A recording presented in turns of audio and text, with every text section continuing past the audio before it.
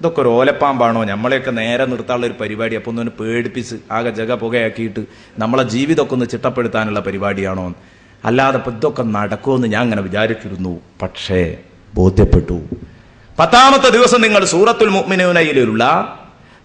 മുഅ്മിനൂനയിൽ നിന്ന് ഭ്രൂണശാസ്ത്രത്തെ പരാമർശിക്കുന്ന ഒരായത്തോതിയപ്പോ ഗർഭപാത്രത്തിലിരിക്കുന്ന കുഞ്ഞ് അവൻ എങ്ങനെ വളരുന്നു, ഭ്രൂണം എങ്ങനെ വളരുന്നു, അതിന്റെ ഓരോ ദിവസത്തെ വളർച്ചയെക്കുറിച്ചും ഓരോ മാസത്തിലെ വളർച്ചയെക്കുറിച്ചും അന്ന് ചർച്ച ചെയ്തപ്പോ എനിക്ക് ബോധ്യപ്പെട്ടു. എന്തേ കാരണം? അത് ഞാനൊരു ഡോക്ടർ എഴുതിയ പുസ്തകം വായിച്ചിട്ടുണ്ട്. നോക്കണം നിങ്ങൾ, ഡോക്ടർ എഴുതിയത് വിശ്വാസമാണ്, അല്ല പറഞ്ഞതിൽ ആ സംശയം.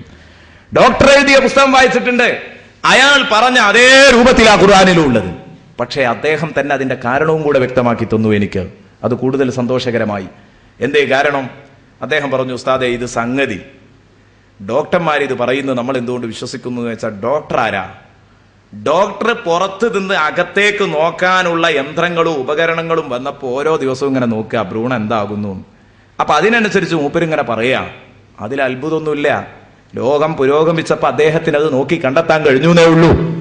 പക്ഷെ അവിടെയല്ല. ഇന്ന് ഈ യന്ത്രങ്ങൾ വെച്ചിട്ട് ഭ്രൂണത്തെക്കുറിച്ച് സംസാരിക്കാൻ കഴിയുന്ന ഈ യുഗത്തിൽ സംസാരിച്ചതിനെ കുറിച്ചല്ല പ്രസക്തി. ഇതിനോട് കൃത്യമായി 100% പൊരുത്തപ്പെട്ട് ഈ യന്ത്രത്തെക്കുറിച്ച് ഉപകരണത്തെക്കുറിച്ച് ചിന്തിക്കാൻ പോലും കഴിയാത്ത കാലത്ത് ആടുമേച്ചു നടന്നിരുന്ന മുഹമ്മദ് മുസ്തഫ സല്ലല്ലാഹു അലൈഹി വസല്ലമ തങ്ങളാണല്ലോ ഇത് വിളിച്ചു പറഞ്ഞു. ഇതൊരു വല്ലാത്ത സംഭവമാണ്. അതാണ് മൊറീസ് ബുക്കായിയെ ചിന്തിപ്പിച്ചത്. മൊറീസ് ബുക്കായിയെയും ചിന്തിപ്പിച്ചത് ഭ്രൂണശാസ്ത്രമാണ്, ഖുർആന്റെ ഭ്രൂണശാസ്ത്ര വിവരണമാണ്. കാരണം ഇത് പറഞ്ഞത് ഭയങ്കര സംഭവം തന്നെയാണ്. ഇപ്പോൾ പറയുന്നതിൽ അത്ഭുതമല്ല. അന്ന് ഇത് പറഞ്ഞു എന്നുണ്ടെങ്കിൽ ഇത് ദൈവിക വചനം തന്നെ ആവാനേ സാധ്യതയുള്ളൂ എന്ന് അയാൾ മനസ്സിലാക്കി. അങ്ങനെയാണ് അദ്ദേഹത്തിന് മാറ്റമുണ്ടാകുന്നത്. നമ്മളെ സംബന്ധിച്ചിടത്തോളം ആ വിഷയം ഞാൻ ഇവിടെ പറയാൻ ഉദ്ദേശിക്കുന്നില്ല. അതിന് മുമ്പ് ഞാൻ പറഞ്ഞതാണ്, ഖുർആൻ ക്ലാസ്സിൽ പലപ്പോഴും പറഞ്ഞതാണ്. ഞാൻ പറയുന്നത് ഒരു ചെറിയ സംഗതി, എല്ലാവർക്കും അറിയാവുന്ന, കുറച്ചൊക്കെ വായന പരിചയമുള്ള ആളുകൾക്ക് കൂടുതൽ ബോധ്യപ്പെടുന്ന ഒരു ചെറിയ സംഗതി പറയാം. എന്തിന്? അന്ന് എനിക്ക് കിട്ടിയൊരു വിവരമാണത്. അതും കൂടെ ഞാൻ കൂട്ടത്തിൽ പറയാണ്. 10ാമത്തെ ദിവസമല്ല ഇത്തരം കാര്യങ്ങൾ പറയേണ്ടത് എന്ന് എനിക്ക് അന്ന് മനസ്സിലായി. 1ാമത്തെ ദിവസം പറഞ്ഞോളണം. ഇപ്പൊ ഞാൻ 1ാമത്തെ ദിവസം അത് പറഞ്ഞിരുന്നെങ്കിൽ 10 ദിവസത്തെ പ്രഭാഷണം അയാൾ ആ നിലക്ക് കേൾക്കുമായിരുന്നു. പക്ഷെ എനിക്ക് പറ്റിയൊരു അബദ്ധം, ഞാൻ 10ാമത്തെ ദിവസം അത് പറഞ്ഞത്. അത് വല്ലാത്തൊരു മോശമായിപ്പോയി എന്നെനിക്ക് തോന്നി. അതുകൊണ്ട് ഇനി ഇവിടുന്ന് പറയാനുള്ള സ്വർഗവും നരകവും ഇങ്ങനെ തുടങ്ങിയിട്ട് ഒരുപാട് ചർച്ചകളാണ്. അപ്പൊ അതൊക്കെ എവിടെയോ മനസ്സിന്റെ ഉള്ളിൽ ഒരു സംശയം ബാക്കി നിൽക്കാതെ ഉറപ്പിക്കണം. അതിന് അള്ളാഹു പറഞ്ഞതൊക്കെ പുലർന്നിട്ടുണ്ട്. എല്ലാം പുലരും, ഒന്നും പുലരാതെ പോകില്ല. ലിക്കുല്ലി നബഇൻ മുസ്തഖർ. ഓരോ വാർത്തക്കും ഓരോ സ്ഥിരീകരണമുണ്ട്. സ്ഥിരീകരിക്കപ്പെടുന്ന സ്ഥാനമുണ്ട്, സ്ഥിരീകരണമുണ്ട്. പണ്ഡിതന്മാർക്ക് വേണ്ടി മാത്രം പറയുന്നു, മീമിയായ മസ്തറായിട്ട് മുസ്തഖർ, സ്ഥിരീകരണമുണ്ട് എന്ന് മഹാന്മാർ അതേക്കുറിച്ച് അഭിപ്രായം പറഞ്ഞത് കാണാം, ആധികാരിക മുഫസ്സിരീങ്ങൾ. അപ്പൊ ഞാൻ പറഞ്ഞു വന്നത്, ശരിക്കും അല്ലാഹു പറഞ്ഞത് മുഴുവനും പുലരും. അതിന്റെ ഒരു ചെറിയ തെളിവ് 19ാം നൂറ്റാണ്ടിൽ ഹോളണ്ടിലെ ഒരു ബയോളജിസ്റ്റ്, അദ്ദേഹത്തിന്റെ പേര് ഞാൻ കൃത്യമായി ഓർക്കുന്നില്ല, ഹോളണ്ടിലെ ഒരു ബയോളജിസ്റ്റ്, അദ്ദേഹം കണ്ടെത്തിയ തേനീച്ചയെക്കുറിച്ചുള്ള ഒരു പഠനം, അദ്ദേഹം കുറെ രഹസ്യങ്ങൾ കണ്ടെത്തി തേനീച്ചയെക്കുറിച്ച്. അത് സൂറത്തുൻ നഹലില് അല്ലാഹു സുബ്ഹാനഹു വ തആല സൂറത്തുൻ നഹലിന്റെ 68, 69, 70 ആയത്തുകളിൽ പറഞ്ഞ സത്യമാണ്. അപ്പൊ ഇത് 19ാം നൂറ്റാണ്ടിലാണ് ഇയാൾ കണ്ടെത്തുന്നത്. ആദ്യം ഞാൻ അതങ്ങ് പറയാം, എന്നിട്ട് നമുക്ക് 7ാം നൂറ്റാണ്ടിൽ ഇറങ്ങിയ ഖുർആനിനെ കുറിച്ച് പറയാം. അപ്പൊ എത്ര നൂറ്റാണ്ട് മുമ്പ്? 12 നൂറ്റാണ്ട് ഇപ്പുറത്തേക്കാണ് ഖുർആൻ നോക്കിക്കാണുന്നത്. 19ാം നൂറ്റാണ്ടിൽ കണ്ടുപിടിച്ച കാര്യം 7ാം നൂറ്റാണ്ടിൽ പ്രഖ്യാപിക്കുന്നു. 7ാം നൂറ്റാണ്ടിൽ വിശുദ്ധ ഖുർആൻ സംസാരിക്കുന്നു. എന്തേ കാരണം? തേനീച്ചയെക്കുറിച്ച് പറഞ്ഞപ്പോ ഇയാൾ തേനീച്ചയെക്കുറിച്ച് പഠനം നടത്തി. എല്ലാ ജന്തുക്കളെ കുറിച്ചും ഇയാൾ പഠനം നടത്തി. ആ കൂട്ടത്തിൽ അയാളെ വല്ലാതെ സ്വാധീനിച്ചു തേനീച്ചയെക്കുറിച്ചുള്ള പഠനം. അയാൾ പറഞ്ഞു, തേനീച്ച ഒരു അത്ഭുത ജീവിയാണ് കൂട്ടുകാരെ, ഒരത്ഭുത ജീവിയാണ് ഈ തേനീച്ച. ഇത് നമ്മൾ അത്ഭുതത്തോടെ ചിന്തിക്കേണ്ട ഒരു സംഗതിയാണ് തേനീച്ചയെക്കുറിച്ച്.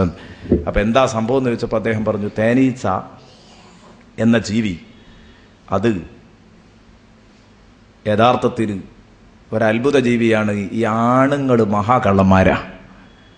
തേനീച്ചന്റെ കൂട്ടത്തിൽ ആണുങ്ങൾ മഹാകള്ളന്മാരാണ്. ഭക്ഷണം ഉണ്ടാക്കുന്നതും കൂടുണ്ടാക്കുന്നതും ഒക്കെ പെണ്ണുങ്ങളാണ്. കൂടുണ്ടാക്കുന്നതും പെണ്ണുങ്ങളാണ്, ഭക്ഷണം ഉണ്ടാക്കുന്നതും തേൻ നുകരാൻ പോകുന്നതും തേൻ സംഭരിക്കാൻ പോകുന്നതും അതൊക്കെ പെണ്ണുങ്ങളാണ്. പിന്നെ ആണുങ്ങളെ പണി എന്താണ്? ഇയാൾ കണ്ടെത്തിയ രഹസ്യമാണ്. ആണുങ്ങളെ പണി കാര്യമായിട്ട് ഓൽക്കൊരൊറ്റ ഏർപ്പാടേ ഉള്ളൂ, പ്രത്യുൽപാദനം. വേറെ ഏർപ്പാടൊന്നുമില്ല. അത് തൻ്റെ ഇണകളുമായി ബന്ധപ്പെട്ടുകൊണ്ടിരിക്കുക, വേറെ ഇണ ചേരുക എന്നല്ലാതെ വേറെ ഏർപ്പാടൊന്നുമില്ല. ഇങ്ങനെയുള്ള ഒരു തരം കള്ളന്മാരാണ് ഇവർ, തേനീച്ചകളുടെ കൂട്ടത്തിലുള്ള ആണുങ്ങൾ. ഒരു അത്ഭുതമായിട്ട് അയാൾ പറഞ്ഞതാണ്. പിന്നെ അദ്ദേഹം പറഞ്ഞു, തേനീച്ചകൾ പ്രധാനമായും ഉപശാഖകൾ പലതുമുണ്ട്, പക്ഷെ പ്രധാനമായ ശാഖകൾ 3 ഒന്ന് മലന്തേൻ എന്ന് പറയുന്ന ഒരു വളരെ ഭീമാകാരമുള്ള ഒരു തേൻ, നല്ല വലുപ്പമുള്ള ഒരു തരം തേനുകൾ, മലന്തേൻ. അതിനെ കണ്ടാൽ മനുഷ്യൻ കാട്ടാനെ കണ്ടതുപോലെ പോകേണ്ടി വരും, ഒരു കുത്തിയാൽ മരിക്കും ഉറപ്പാ. അത് നമ്മളൊന്നും കാണാറില്ല അത്തരം തേനുകൾ. അയാൾ കണ്ടെത്തി, അയാളുടെ അന്വേഷണത്തിൽ അയാൾ പുറത്തുവിട്ട രഹസ്യങ്ങളാണ്. രണ്ടാമത്തെ ഒരു വിഭാഗമുണ്ട്, അത് കഴിഞ്ഞിട്ട് രണ്ടാമത്തെ ഒരു വിഭാഗമുണ്ട്. ആ രണ്ടാമത്തെ വിഭാഗത്തിന്റെ സ്വഭാവം എന്താ? രണ്ടാമത്തെ വിഭാഗത്തെ സംബന്ധിച്ചിടത്തോളം മലന്തേൻ, അത് കഴിഞ്ഞിട്ടൊരു ഇടത്തരം തേനുണ്ട്. അത് കൂടുവെക്കാറുള്ളത് പലപ്പോഴും ഈ മരങ്ങളിൽ, മറ്റത് കൂടുവെക്ക മലകളിൽ, വലിയ പാറക്കെട്ടുകളിലൊക്കെയാണ്. മലകളിലും പാറക്കെട്ടുകളിലും, മലകളിലുള്ള പാറക്കെട്ടുകളിലുമൊക്കെയാണ്. രണ്ടാമത്തെ ഇടത്തരം തേനുകൾ കൂടുവെക്ക എപ്പോഴും വൃക്ഷങ്ങളിലാണ്, വൃക്ഷങ്ങളുടെ കൊമ്പുകൾ, പൊത്തുകൾ, അവിടെയൊക്കെയാണ് കൂടുവെക്ക. മൂന്നാമത്തെ ഒരു വിഭാഗം തേനീച്ചയുണ്ട്, അത് വളരെ ചെറുതാണ്. നമ്മൾ ഈ വല്യതേൻ എന്ന് പറയുന്ന ഈ ഇടത്തരത്തെ കുറിച്ചാണ് കേട്ടോ. പിന്നെ മൂന്നാമത്തെ ഒരു തേനുണ്ട്, കാണാൻ വളരെ ചെറുത്, അക്രമ സ്വഭാവം വളരെ കുറയും, കടിക്കൂല, കടിച്ചാൽ തന്നെ ചെറിയൊരു വേദന ഉണ്ടാവുള്ളൂ. അത് മനുഷ്യന്മാരുടെ ബിൽഡിങ്ങിന്റെ ചെത്തിത്തേക്കാത്ത ചുമരുകളുടെയൊക്കെ പിന്നിൽ വന്ന് കൂട് കെട്ടും. നമ്മളൊക്കെ പഴയ കാലത്ത് കുട്ടികളാകുമ്പോൾ ഇങ്ങനെ കണ്ണൻ ചിരട്ട വെച്ച് കൊടുക്കലുണ്ട് ഇതിന്റെ തേനെടുക്കാൻ വേണ്ടിയിട്ട്. വികൃതി കളിക്കാറുണ്ട്. അതിനോടെ ആ വികൃതിയൊക്കെ കളിക്കാൻ പറ്റുള്ളൂ, മറ്റൊരോട് കളിച്ചാൽ വിവരം അറിയും. അപ്പൊ ഈ കുട്ടികളോട് നമ്മൾ, ഈ ചെറിയ വകുപ്പിനോട് നമ്മൾ ഇങ്ങനെയൊക്കെ കളിക്കാറുണ്ട്.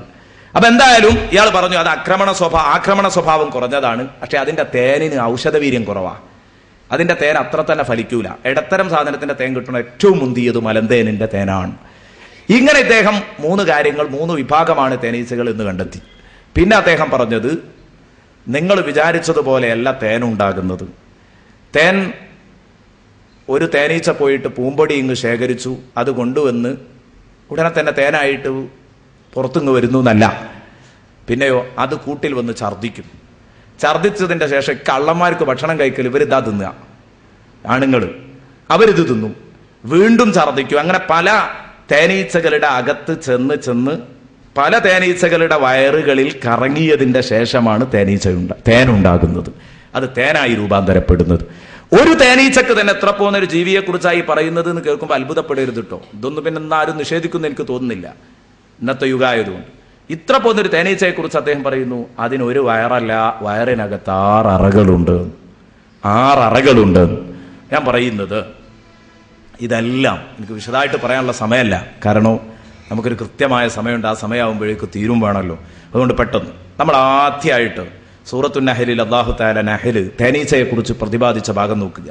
വഔഹാ റബ്ബുക ഇലൻ നഹൽ, നബിയേ നിങ്ങളുടെ രക്ഷിതാവ് തേനീച്ചക്ക് ബോധനം നൽകി, തേനീച്ചക്ക് തോന്നിപ്പിച്ചു, അഹ്യ നൽകി എന്ന് പറഞ്ഞാൽ തേനീച്ച നബിയാണെന്നൊന്നും അല്ല പറഞ്ഞതിന്റെ അർത്ഥം. തേനീച്ചക്ക് അല്ലാഹു തോന്നിപ്പിച്ചു കൊടുത്തു. എന്ത്? അനിത്തഖിദീ മിനൽ ജിബാലി ബുയൂതാ. അവിടെയാ ചിന്തിക്കേണ്ടത്. അനിത്തഖിദീ മിനൽ ജിബാലി ബുയൂതാ. എടി കണ്ടോ, പെണ്ണാ കൂടുണ്ടാക്കുന്നത് എന്ന് പറഞ്ഞെങ്കിൽ ഖുർആൻ എന്തൊരു അന്തസ്സുണ്ട് പറയാൻ. അനിത്തഖിദീ മിനൽ ജിബാലി ബുയൂതാ, എടി നീ പോയിട്ട് പർവ്വതങ്ങളിൽ കൂടുവെക്കണം. വമിനശ് ശജർ, മരങ്ങളിലും, വമിമ്മാ യഅരിശൂൻ, ജനങ്ങൾ കെട്ടിപ്പൊക്കിത്തരുന്ന ബിൽഡിങ്ങുകളിലും, ജനങ്ങൾ കെട്ടിപ്പൊക്കിത്തരുന്ന, ജനങ്ങൾ ഇട്ടുതരുന്ന കൈപ്പങ്ങാ പന്തലുകളിൽ, അവരുടെ വീടുകളിൽ, ആ വീടുകളിലൊക്കെ നിങ്ങൾക്ക് പോയി അവരുടെ വിറകുപുരകളിൽ ഒക്കെ കൂടുവെക്കാം.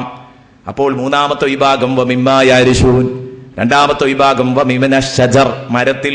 അയാൾ പറഞ്ഞത് കൃത്യമായി കണ്ടോ, അത് അയാളിപ്പോ ഖുർആൻ നോക്കിയിട്ട് എഴുതിയതൊന്നും ആവൂല, പക്ഷെ അദ്ദേഹം ഗവേഷണം നടത്തിയപ്പോ ലികുല്ലി നബഇൻ മുസ്തഖർ, ശരിക്കും കൊണ്ട് ബോധ്യപ്പെടുകയാണ്.